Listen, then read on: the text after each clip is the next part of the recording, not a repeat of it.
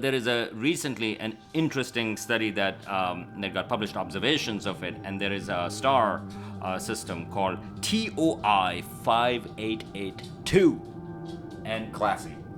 It is 1,300 light years away. So again, relatively far away if you want to think about it in terms of stars. The nearest star to us is 4 light years away.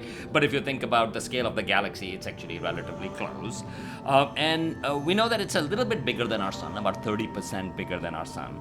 And there is a suspicion that this nice star, a little bit like our sun, a little bit bigger, ate a planet.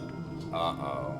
And so that's the observation, and what makes this particular star system interesting is because it has in its orbit something called a brown dwarf, and so those are kind of like a failed star.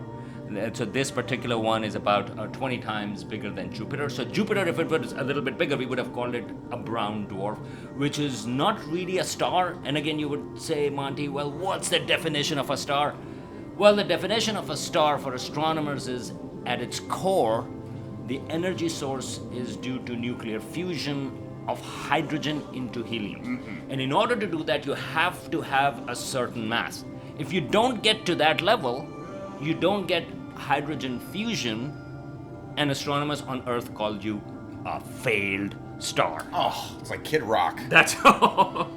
But Jupiter could have been a star, and is now, we consider it a gas giant. So it's it's leaning towards star-like things in its history, but never got to that fusion part.